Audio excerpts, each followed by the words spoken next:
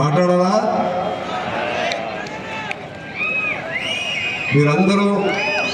మీరందరూ శ్రద్ధగా వింటామంటే అన్ని విషయాలు, మంచి విషయాలు, మన పార్టీ గురించి, మన చరిత్ర గురించి కొద్దిసేపు మాట్లాడుకోవడానికి అవకాశం ఉంటుంది.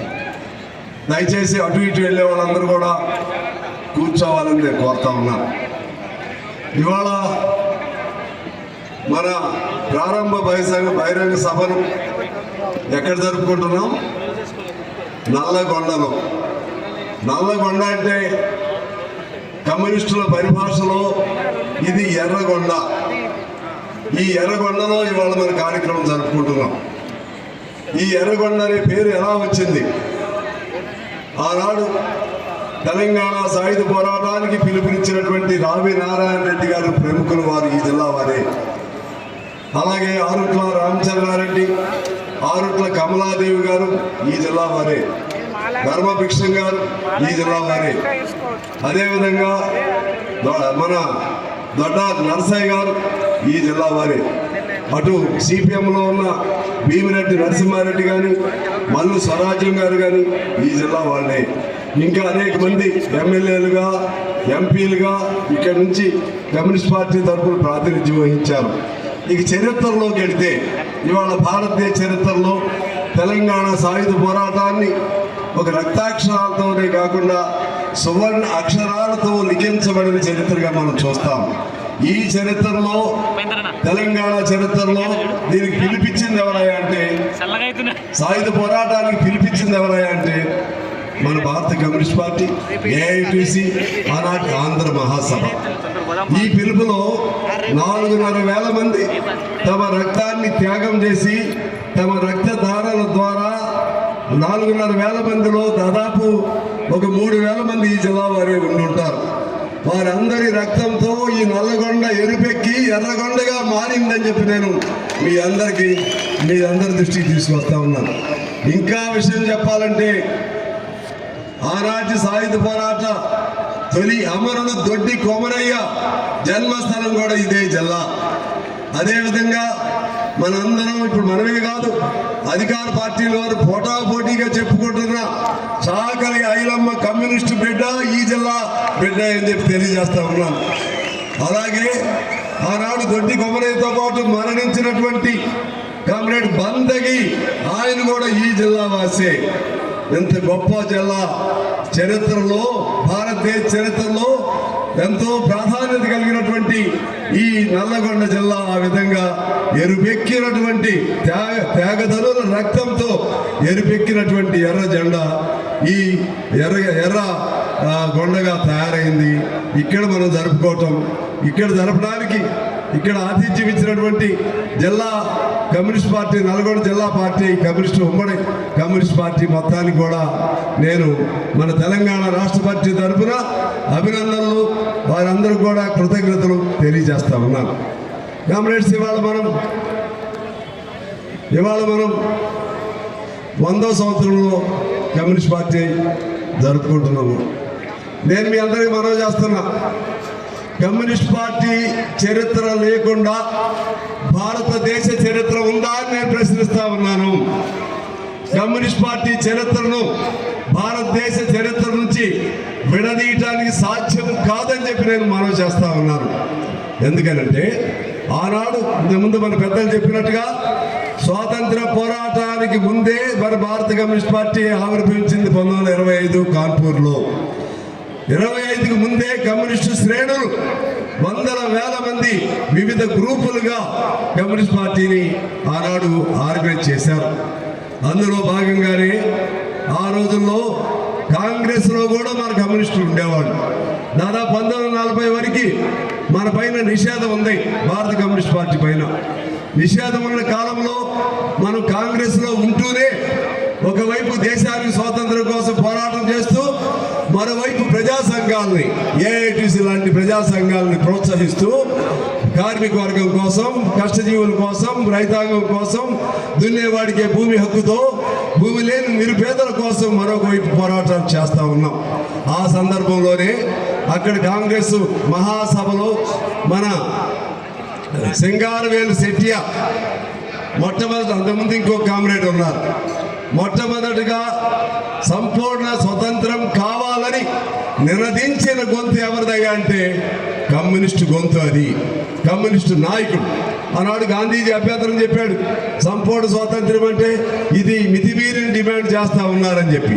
ఆ డిమాండ్ను వదలకుండా మనం చేయబట్టే ఆనాడు అనేక మంది కమ్యూనిస్ట్ పార్టీ ఇచ్చిన పిలుపుకు అనుగుణంగా ఇక్కడ తెలంగాణలో ఎలా త్యాగాలు చేశారో దేశం కోసం కూడా అనేక మంది త్యాగాలు చేశారు.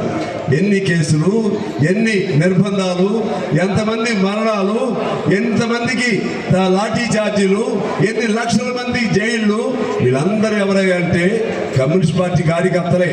వాళ్ళందరూ కలిపి 1925 మేరట్ కుట్ర కేసులో వాళ్ళు, గదర్ పార్టీ నిర్మాతలు, అదేవిధంగా ఖిలాఫత్ ఉద్యమంలో పాల్గొన్న వాళ్ళు, అలాగే పెషావర్ కుట్రలో ఇరికించబడిన వాళ్ళు, భగత్ సింగ్ అనుచరులు, చంద్రశేఖర్ ఆజాద్ అనుచరులు, అందరూ విప్లవీరులే.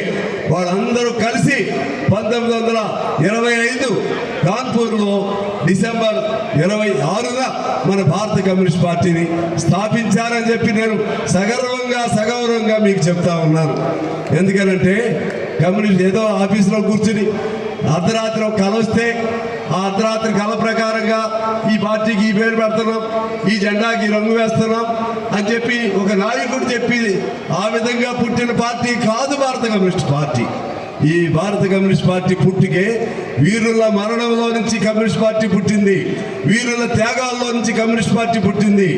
ఎర్ర జెండా పుట్టికే ఇది రంగుతో అద్దిన ఎర్ర జెండా కాదు. ఇది అమరవీరుల రక్తంతో తడిచి ఎరుపెక్కినటువంటి పుట్టినటువంటి జెండా ఈ ఎర్ర జెండా. మిగిలిన జెండాలు రంగులు ఉంటాయో పోతాయో, అసలు ఆ జెండాలు ఉంటాయో పోతాయో మనకు తెలియదు. కానీ ఎర్ర జెండా అనేది ఇది త్యాగంతో అసలు సిద్ధమైనటువంటి కష్టజీవుల పోరాట యోధుల అమరవీరుల రక్తంతో తడిచినటువంటి ఈ జెండా రంగుతో అద్దిన జెండా కాదు. అందువల్ల ఈ జెండా అనేది శాశ్వతం. ఇది చివరి వరకు సృష్టి ఉన్నంత కాలం కూడా ఈ జెండా ఉంటుంది. మనుషుల రక్తం ఎర్రగా ఉన్నంత కాలం ఈ జెండా ఉంటుంది. సూర్య చంద్రులు ఉన్నంత కాలం కమ్యూనిజం ఉంటుందని చెప్పి నేను మీకు సవినయంగా మనవి చేస్తున్నాను. అదేవిధంగా కమ్యూనిస్ట్ పార్టీ త్యాగాలను ఒకసారి గుర్తు చేసుకోవాల్సిన అవసరం ఉంది. ఇవాళ భూ సంస్కరణ చట్టం వచ్చింది. దేనివల్ల వచ్చింది? ఆనాడు కమ్యూనిస్టులు చేసినటువంటి భూ పోరాటాలు ఇక్కడ తెలంగాణలో కానీ, పున్నప్రా వైలా బేరంలో కానీ, అలాగే ప్రతి రాష్ట్రంలో భూమి లేని నిరుపేద కోసం భూమి పోరాటాలు చేసింది కమ్యూనిస్టులు. అందువల్ల భూ సంస్కరణ చట్టం వచ్చింది. ఆ రోజుల్లో కార్మిక వర్గానికి చట్టాలు లేవు. బ్రిటిష్ వాడు నిర్బంధాలతో కొన్ని చట్టాలు ఉన్నప్పటికీ కూడా సరైనటువంటి చట్టాలు లేవు. చట్టాల కోసం పోరాటం చేసింది కార్మిక వర్గం కోసం కమ్యూనిస్ట్ పార్టీ. 8 గంటల పని హక్కు సాధించింది కమ్యూనిస్ట్ పార్టీ. విద్యార్థులు, యువజనుల కోసం, వాళ్ళ హక్కుల కోసం, వాళ్ళ చదువులు బాగుపడటం కోసం, వాళ్ళలో చైతన్యాన్ని నింపడం కోసం సంఘాలు పెట్టింది ఏఎస్ఎఫ్, ఏఐఓఎఫ్ ప్రోత్సహించింది కమ్యూనిస్ట్ పార్టీ. మహిళా సమాఖ్య, ఆనాడు మహిళలు బయటికే వచ్చేవాళ్ళు కాదు, వారి కోసం సంఘాలు పెట్టింది కమ్యూనిస్ట్ పార్టీ. అదేవిధంగా దళితుల హక్కుల కోసం రాజ్యాంగం రాసింది అంబేద్కర్ గారు. డాక్టర్ అంబేద్కర్ గారు రాజ్యాంగం రాశారు. ఆ రాజ్యాంగం రాయక ముందే కమ్యూనిస్టు భావాలన్నీ కూడా రాజ్యాంగంలో పొందుపరిచారు. రాజ్యాంగం రాయడానికి ముందే వెట్టి చాకిరీకి వ్యతిరేకంగా దళితులు, అప్పుడు దళితులు అనేవాళ్ళు కాదు, హరిజనులు అనే పేరు పెట్టేవాళ్ళు, మాదిగలు, పేద వర్గాలు వాళ్ళ కోసం పోరాటాలు చేసి, వాళ్ళతో సహబంతి భోజనాలు చేసి, వాళ్ళ ఇళ్లలోనే ఉంటూ వాళ్ళు వీళ్ళు అనే తేడా లేకుండా, కులాలు తేడాలు లేకుండా పెళ్లిళ్ళు చేసుకుని ఆదర్శంగా అందరి రక్తం ఒకటే, మనుషులందరూ ఒకటే అని చెప్పినటువంటి, చాటినటువంటి పార్టీ మరేదని ఉందంటే అది భారత కమ్యూనిస్ట్ పార్టీ అని చెప్పి నేను మీకు మనవి చేస్తా ఉన్నాను. ఈ విధంగా చరిత్రలో భారతదేశంలో వచ్చిన ప్రతి చట్టం వెనుక కమ్యూనిస్ట్ పార్టీ పాత్ర ఉంది. మనం సాధించుకున్న ప్రతి హక్కు వెనుక కమ్యూనిస్ట్ పార్టీ పాత్ర ఉంది. ఈనాడు కొంతమంది చెప్తున్నారు ఇంకేముంది, కమ్యూనిస్ట్ పార్టీ పని అయిపోయిందని. అయిపోయిందా పని? కమ్యూనిస్ట్ పార్టీ పని అయిపోయిందా? మన వయసు ఎంత? మన పార్టీ వయసు ఎంత? 100 ఏళ్ళు ఉన్న ముసలాళ్ళు ఎంతమంది ఉన్నారు లెక్క పెట్టండి. లేరు. ఒకవేళ ఉన్నా నడవలేదు. ఒకవేళ ఉన్నా కళ్ళు కనపడం, ఒకవేళ ఉన్నా చెవులు వినపడం, పళ్ళు ఊడిపోయి ఉంటాయి, నడువులు కదిలిపోయి ఉంటాయి, కాళ్ళు నడవలేరు ఒకవేళ ఉన్నా. కానీ మరి మనం 100 సంవత్సరాలు కలిగిన చరిత్ర కలిగిన కమ్యూనిస్ట్ పార్టీ ఎలా ఉంది? నవ్వ యవ్వనంతో తొడికిసలాడుతూ ఉంది.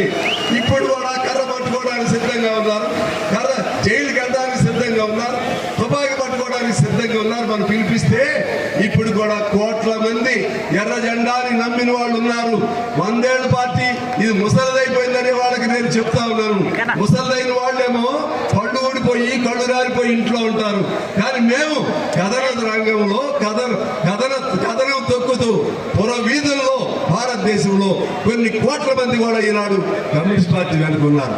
అందుకని కమ్యూనిస్ట్ పార్టీ మీరు పేరు పెడతారు, మాకు మీరు కమ్యూనిస్ట్ పార్టీ పని అయిపోయింది. నేనంటున్నా అటువంటి మేధావులు కొంతమంది ఈ మధ్య పత్రికలు రాశారు. కమ్యూనిస్ట్ పార్టీ RSS రెండు ఒకేసారి పుట్టాయి. కానీ కమ్యూనిస్ట్ పార్టీ ప్రజల నాడిని అందుకోలేదు, RSS అందుకుంది. కాబట్టి RSS ఇవాళ దాని భావజాలం ఉన్నటువంటి BJP అధికారంలోకి వచ్చింది. నేను అంటున్నా, మీరు ఏమందుకున్నారు? మీ స్వాతంత్ర పోరాటంలో పాల్గొన్నారా? చెప్పారు వాళ్ళే, మేము పాల్గొలేదని. మీరు పేదవాడి కోసం ఏమన్నా పాల్గొన్నారా? చెప్పారు, మేము ఎప్పుడు పాల్గొలేదు. ఎందుకు పెట్టారు మీరు RSSని? హిందూ మతం పేరుతో మీరు పెట్టారు. దాని వెనుకున్న మర్మం ఏంటి? దాని వెనుకున్న దుర్మార్గం ఏంటి? ముందు RSSని పెట్టి మత పిచ్చి ఎక్కించి ఆ మత అందులో నుంచే ఒక పార్టీని ఏర్పాటు చేసి, ఆ రోజుల్లో జనసంఘ్, ఇప్పుడు భారతీయ జనతా పార్టీని ఏర్పాటు చేసి ఆ విధంగా దేశాన్ని విచ్ఛిన్నం చేస్తూ మతం పేరుతో విద్వేషాలు రగులుతూ హిందూ మతం పేరుతో ఓట్లు సంపాదించుకుని కుర్చీ ఎక్కేటువంటి తుచ్చమైనటువంటి పార్టీ BJP పార్టీ. మనం ఏం చెప్పాం?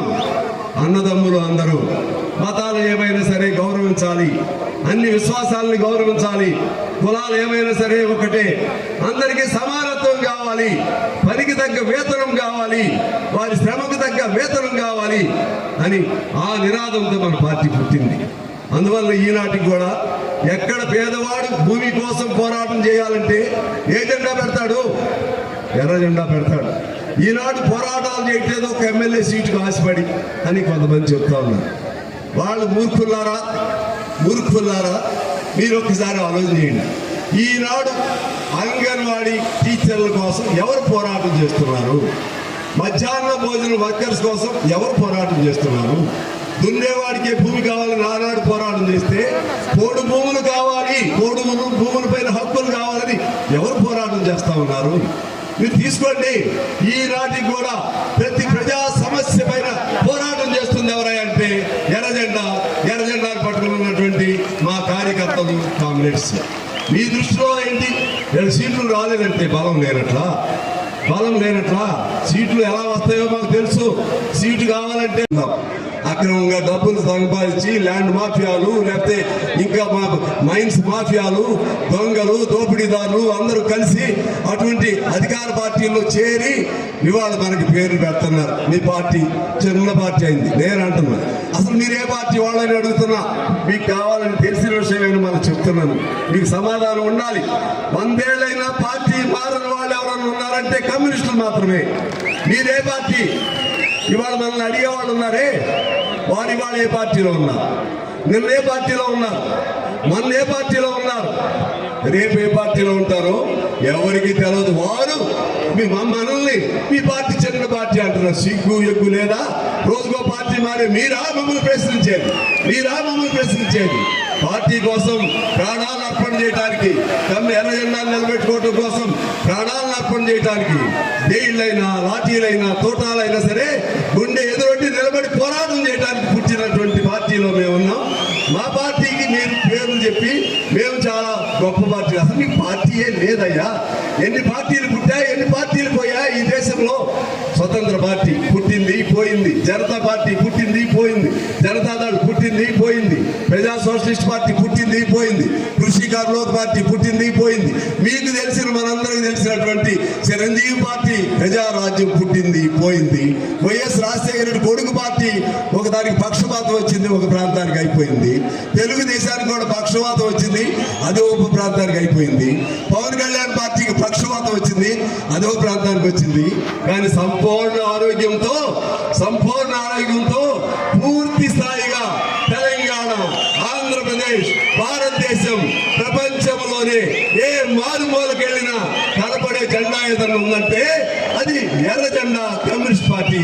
మేమందరం, మీరు అంటారు మీకు కొద్ది సీట్లు ఎక్కువ వచ్చారు.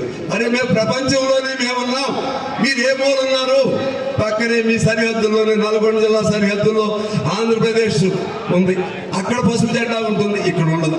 అక్కడ ఇంకో జెండా ఉంటుంది, ఇక్కడ జెండా ఉండదు. కానీ మన జెండా నల్గొండలో ఉంటుంది, ఖమ్మంలో ఉంటుంది, కరీంనగర్లో ఉంటుంది, హైదరాబాద్లో ఉంటుంది, కర్ణాటకలో ఉంటుంది, కేరళలో ఉంటుంది, మధ్యప్రదేశ్లో ఉంటుంది, ఢిల్లీలో ఉంటుంది, చైనాలో ఉంటుంది, అమెరికాలో ఉంటుంది.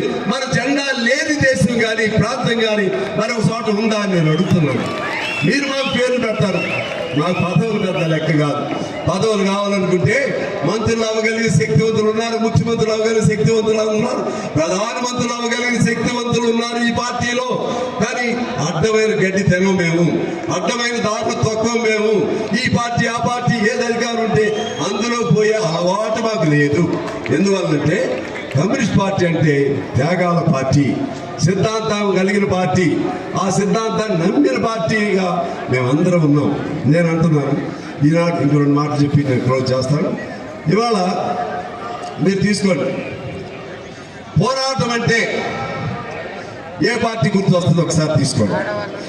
సినిమాల్లో పోరాటం చూపెట్టాలంటే ఏ జెండా చూపెడతారు చెప్పండి మిత్రులారా? ఏ జెండా చూపెడతారు? సినిమా తీసేవాళ్ళు డబ్బులు ఉండేవాళ్ళు. ఎన్టీ రామారావు కూడా ఆయన సినిమాలో ఎర్ర జెండానే చూపెట్టాడు, చంద్రశాసన సినిమాలో. కృష్ణ కూడా ఆయన సినిమాలో ఎర్ర జెండా పట్టుకున్నాడు. అదేవిధంగా మోహన్ బాబు సినిమాలో ఎర్ర జెండా పట్టుకున్నాడు. అంటే వాళ్ళందరికీ తెలుసు ఎర్ర జెండా అంటే ఇది పేదల జెండా అని చెప్పి వాళ్ళందరికీ తెలుసు. అందువల్ల ఎర్ర జెండా అనేది పేదవాళ్ళ జెండా. మీకు మాకు అంతరం అంత ఉంటుంది. కాబట్టి ఈ ఎర్ర జెండా ఇది పోరాటానికి చిహ్నం. మీరు తీసుకోండి. ధైర్యం అంటే ఎవరు కనపడతారు? ధైర్యం అంటే కమ్యూనిస్టే కనపడతాడు. త్యాగం అంటే జీసస్ ఎలా గుర్తుకొస్తాడో, ధైర్యం అంటే కమ్యూనిస్టు, త్యాగం అంటే కమ్యూనిస్టు, పోరాటం అంటే కమ్యూనిస్టు. అన్నిటికీ సింబాలిక్ గా సంపూర్ణ మనిషి ఎవరయ్యా అంటే వాడు కమ్యూనిస్ట్ మాత్రమే.